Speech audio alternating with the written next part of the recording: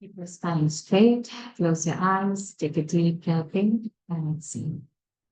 Take a deep breath in and exhale. Take a deep breath in, hold it there.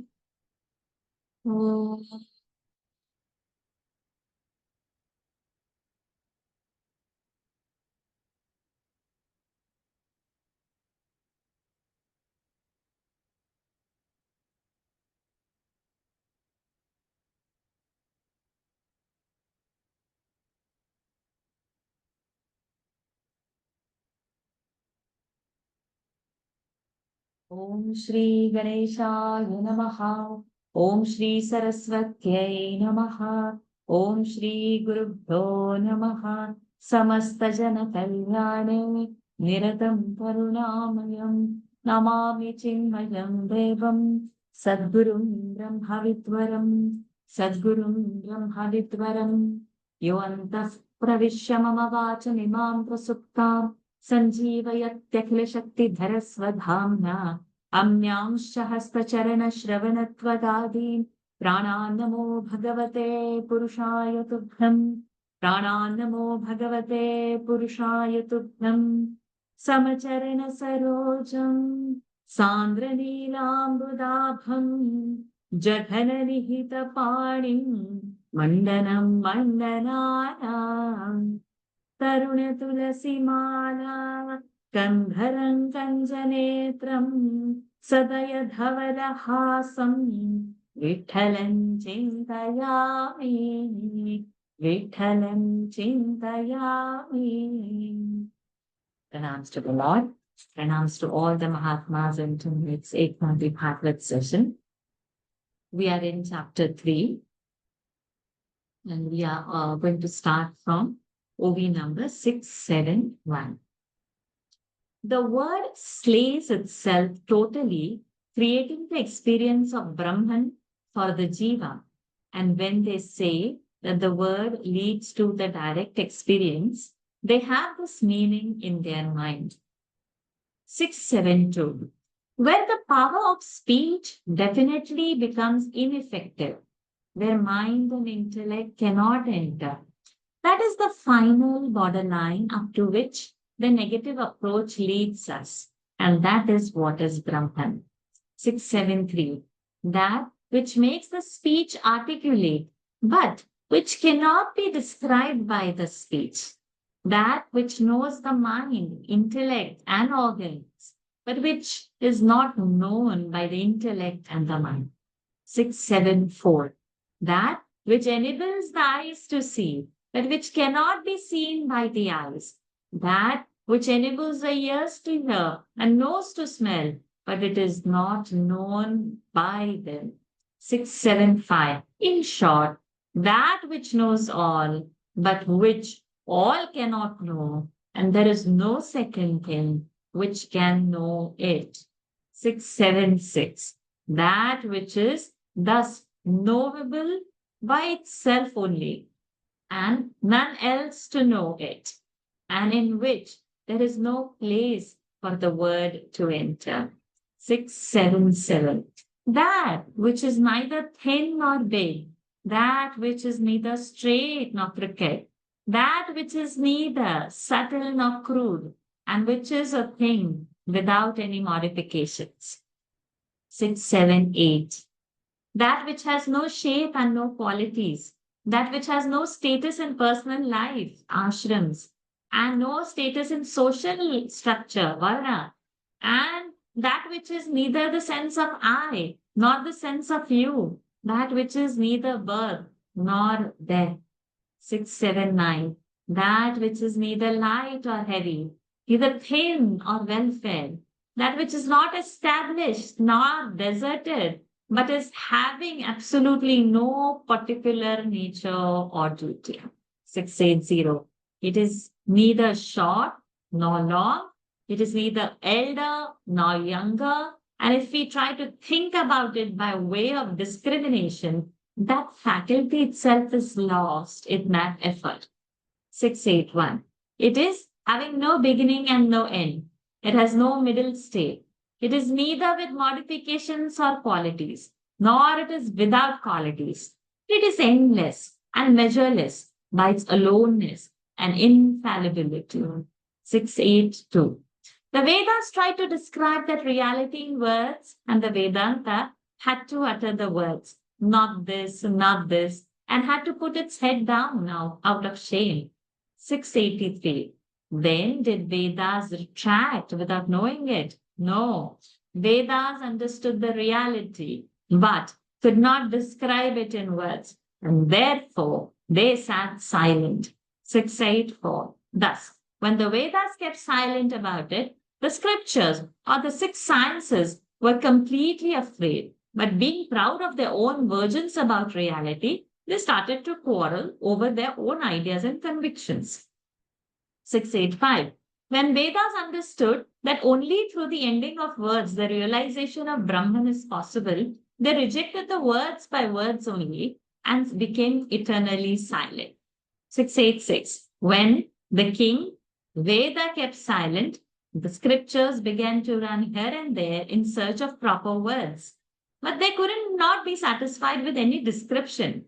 687. However, only those people who attain absolute Brahman after the final summation and end of the power of word begin to see the synthesis in all the six systems of philosophy and can know the meaning of scriptures easily and envisage all the three worlds as one totality. 688. O king, you may say you yourself have postulated that Brahman is only one without a second. In the face of that argument, who is he who sees all the three worlds as one? 689. To this, I reply that this phenomena is possible for only those whose bondage of lust and desire is snapped. The solid core of pride is dissolved, and the destiny of experiencing pain or pleasure, etc., remains limited only to the physical body. Only then only they can see the whole creation, not as a variety, but only one unit. 690. The sage Pippalayan was very happy in having a chance to express his own experience and began to adore the creation as indivisible from the absolute Brahman. Sattvam rajastamaiti tivridekamadau sutram mahanahamiti pravadanti jivam jnanakriyartha-phalarupa-tayorushakti brahmaiva bhati sadasaccha tayof parayat. Meaning of the verse. That which was one before creation became known as Pradhana or Prakriti of triple nature, consisting of Sattva, Rajas, Tamas. Then, by its active power, it became as the Sutratma. And by its power of understanding, it became known as Mahat Principle. Again, as a condition investing the jiva or the individual soul, it became known as ahankara, the ego. The incomprehensible Brahman alone shines as deities presiding over the senses and their objects and the pain, pleasure, experience. The effect and the cause are all Brahman only because it is cause of both. 691. When the experience arises about the unity of the Atman and the Brahman, naturally the world begins to appear as Brahman only. The man begins to see the whole creation, both the animate and the inanimate, as Brahman only. 692. In the sky, there is a blue color visible to the eye. Similarly, Maya functions in the Brahman. Her power is wonderful. She has given the qualities of male, Purusha, to the Brahman, which is neutral. 693. Her faith in the religion of faithful wife is beyond our imagination. She arouses desire in a Anna. She gives name to the nameless, and actions came into being by her power where there is actionlessness. 694. She enjoyed the vicinity of aloof, unattached, and independent principle and became pregnant without having physical touch. She held in her womb the fetus of Mahat, and she delivered the triple child of three gunas. 695. Then the strange woman stayed in the town of knowledge and ignorance, by her nature of wisdom and non wisdom, compelled that male experience, the dual existence of Shiv and Jeev. 696. Just as an ornament is apparent on the gold, just as a piece of cloth is seen, but the matrix of the base made of threads, just as a picture appears on the background of a wall, similarly, Maya appears as informed on the base of Brahman. 697. When earthen temples are prepared, though they look different, there is only one dried clay in each temple. Similarly, Maya takes various forms and appears on one single total Brahman. 698. The particles in clarified butter are not different from it. Similarly, Maya is having many forms, but they are all on the base of Brahman. 699. When Brahman is alone, how does it become many? Vippalan said that this is the effect of association with Maya. 700. Brahman is Om as one, but becomes three syllables as U, Ma. And it is then having three aspects or gunas, that is Sattva, Rajas, and Tamas. 701. When all the three gunas are of equal proportions, that state is called Pradhana or main principle. It is the thread of force or of power to act. When knowledge arises in that state, it is called Mahat principle. 702. I am Brahman is the total inspiration which becomes limited to the field of the body, and because of that form of the body, the absolute Brahman gets the name of Jiva or soul. 703. Action is related to the 10 organs, and the presiding deities are related to jnana or knowledge. The objects of senses are called artha, and the pleasure-pain duality is called the fruit. 704. We should realize that all the three gunas, five elements, five objects of senses, the 10 organs, the jiva who experiences pleasure and pain through these, and knowledge, action, and doing of any action, all are the total absolute Brahman. 705. For example, if we prepare a big jackfruit of sugar, then the thorns, the skin, and the nuts, etc., are all of the same sugar only. Similarly, this is all Brahman in the form of the world. 706. Suppose we prepare a doll and show various limbs of the doll, all made of cloth. Everything is only thread. Similarly, the unmodified Brahman itself has become the world with various forms. 707. Though there are various names like the world, the universe, etc., it is all pure Brahman only. This is the main thesis of Upanishads, the highest principle described in the Vedanta. 708. Now, some may say that if we accept that Brahman has become this universe with various forms, and then since the universe is subject to change or growth and decay, it is logically follows that Brahman is also subject to change, etc. To this, O king, I answer that it is an impossible thing. Natma jajananamarishyati naidhate saunakshiyate savanvidvabhicharinam ki sarvatra shashvadana payupalabdhi matram prano yathendriya balena vikalpitam sat. We should make the pada break at naidhate sa.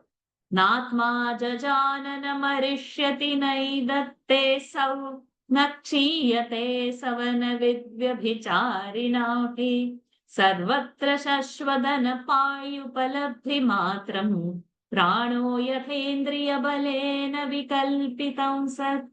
Meaning of the verse, this Atman was not born, will never die. It never grows nor decays. because it is the witness of the different states of those objects which are created and destroyed. It is omnipresent and eternally abiding pure consciousness. Yet, it appears as many, like prana, under the limited power of the senses. 709. Brahman has no mother or father, and therefore it has no birth. Had Atman been a limited affair, it would have been born to a mother. 710. Atman is so complete that there is not a point in space where Atman is not, and therefore birth as such cannot touch it. 711. A child has no existence before its birth. It is existing after birth. At least people think so. But in the case of Atman, this language of coming into existence or not is not applicable. 712. There is no such thing that once upon a time the Atman was not there and it is here now, etc. This concept of partial existence is not true there because Atman is always eternally present.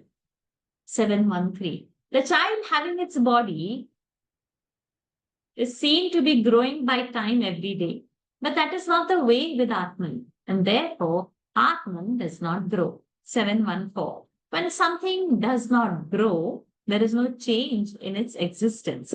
So Atman, which has no such stages, has childhood, youth, or old age. 715.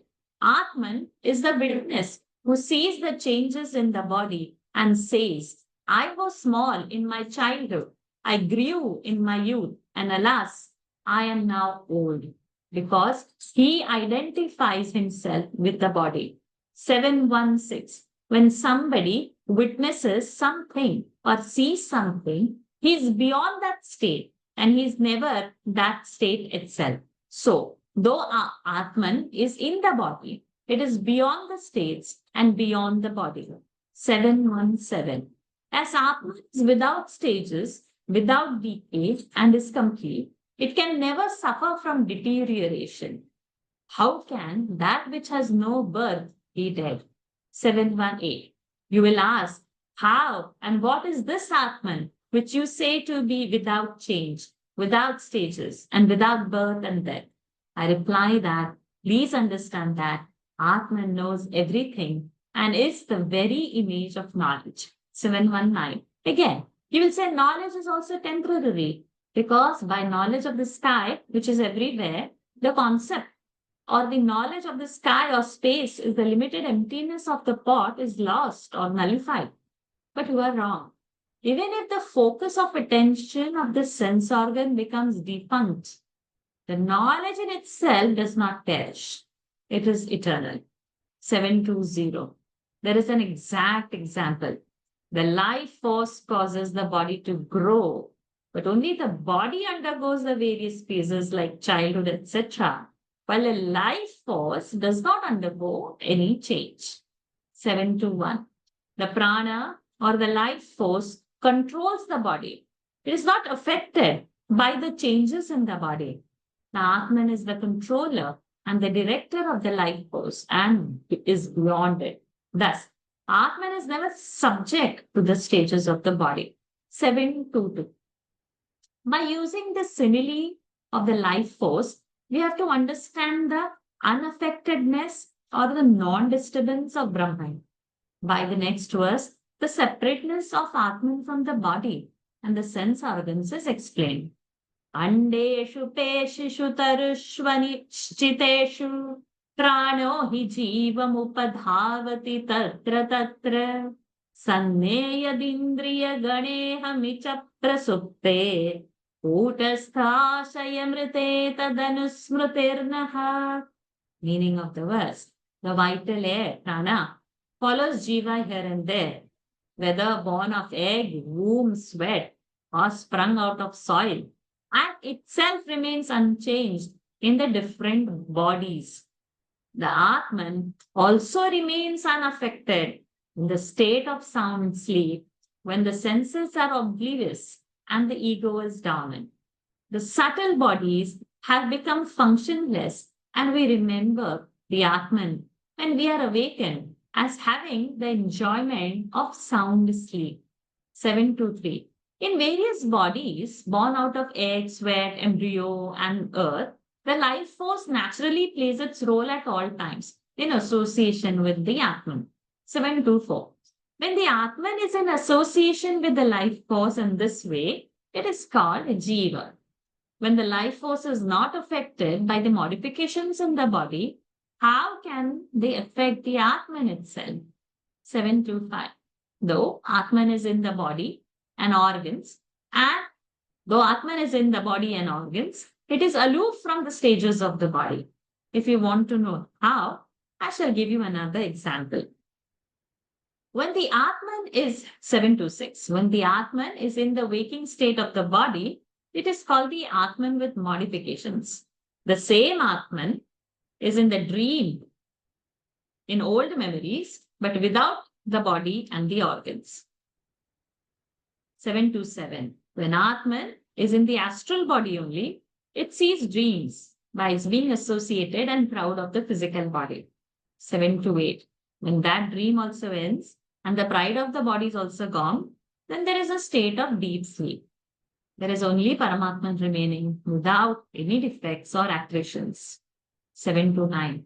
When the pride of the body and the organs are also dormant, there is no awareness. Then you will say that everything is void. And therefore, you will say that there is no Atman or anything. 730. To this I reply that if there were no Atman in the state of deep sleep, how can there be a memory to the effect that I was in a deep sleep very happily after awakening? So the state in which there is this awareness cannot be void. I think we'll pause over here because it's too heavy also and time is also gone, but I don't feel like stopping and having some more verses is what the feeling coming. Amazing readings. It's like a huge boulder of Vedanta's nectar has come. Amazing. To put it in a simple thing, if I have to say my takeaway, whether we call a nose ring, a ring, bangle a bangle, as per the use or where we put it, but the gold will be gold only. So a goldsmith probably will not be bothered of what you are buying, a necklace or a bangle. We'll probably see how much gold you are buying. Or the fan is running there, the aircon is running there, the light above me is on. Everything has a different expression outside, but again, it's powered by electricity. Next week, by the time I'm in Kerala, I'll come to know about it, how often in the rainy season the electricity is gone and nothing would be working. What holds it? So all of us are here sitting, talking, listening, reading, whatever, in different forms. But what holds this? And by which it is empowered to listen, to see, whatever, how it's possible. So a reflection on that would be that power. It's so beautifully explained that it is not the void. So this would be differing between the Jainism, Buddhism theory over here also. It's not shunyata, because there is something. And that something is indescribable. So eventually what boils down, we all get up and we have experience. After a good sleep, we do say, what a good sleep I had. So who witnessed that? So it feels empty. You have no experience out of it. So I liked that statement that it's not void. So now again, it can be described by that is what is not. I felt that was a very good takeaway. If anybody has any different thoughts, please you can say.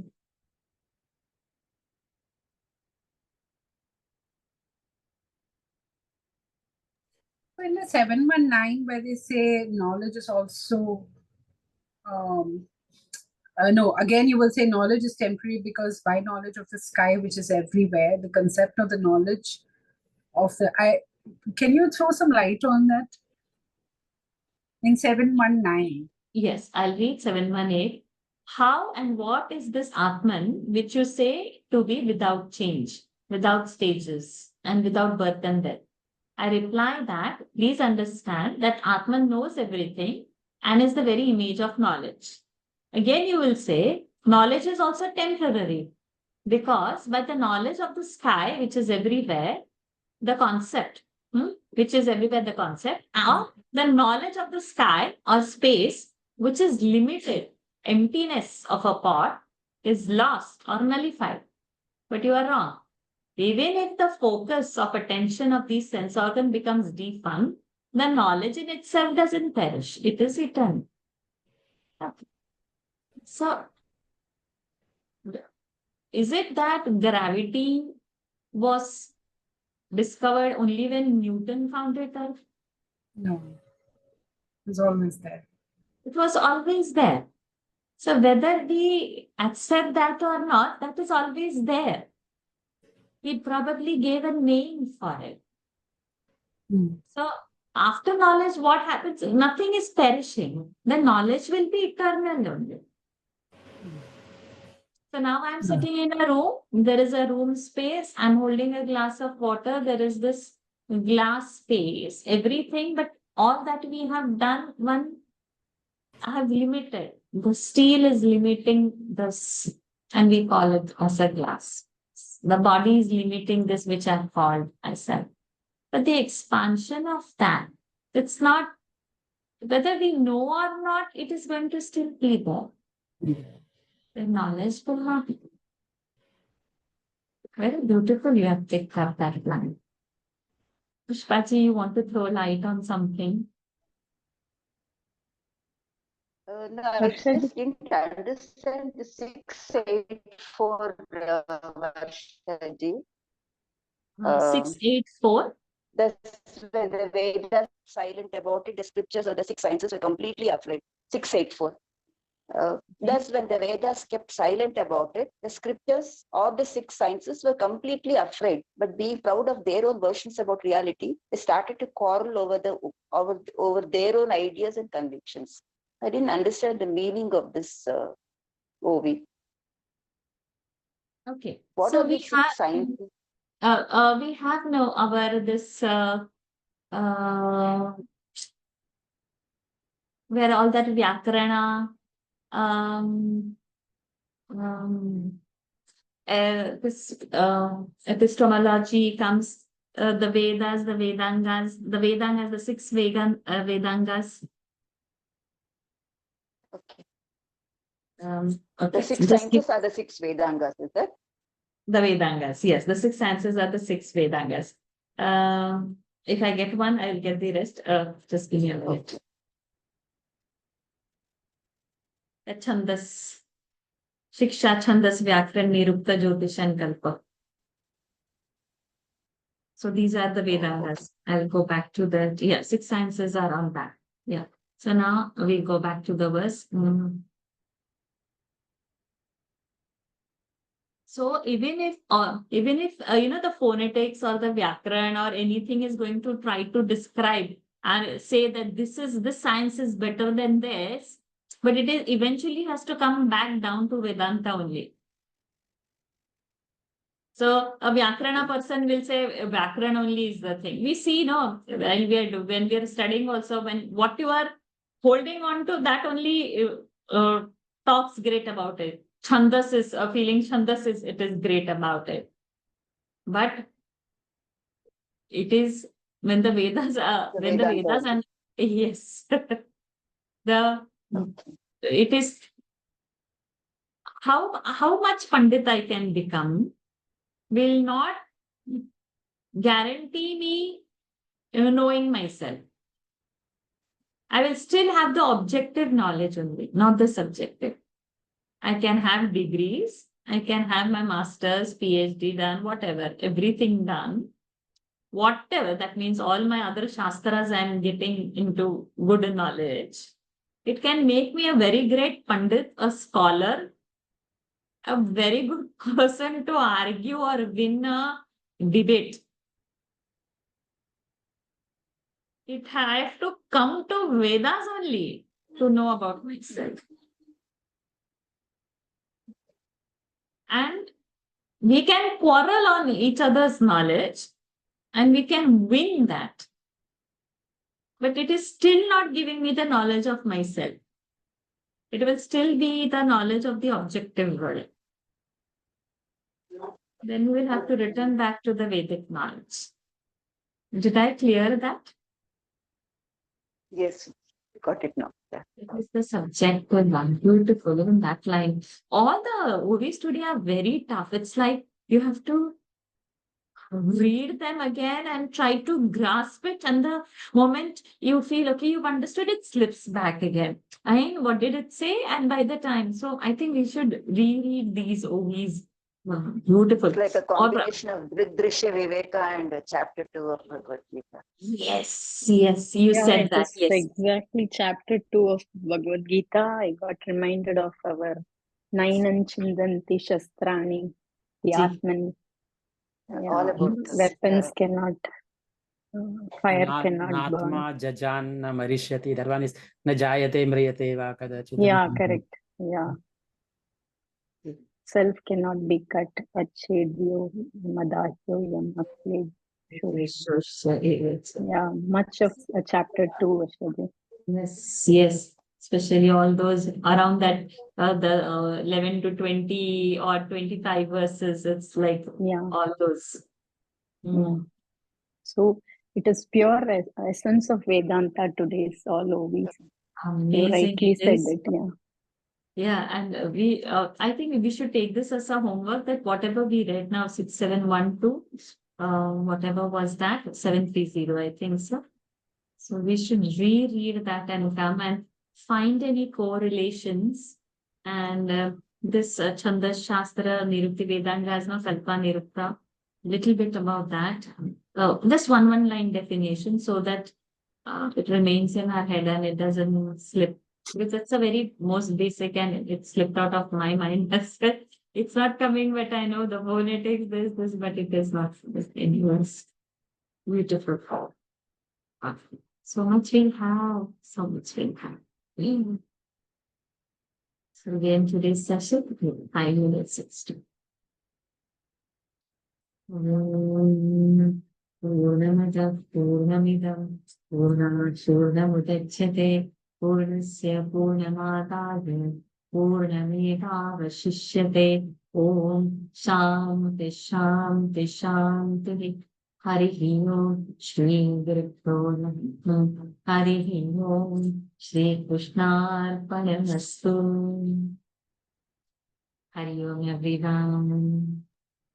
Thank you. Thank you for Thank you, Ashwadi. Thank you so much. Thank Hari you. Om. Hari Om.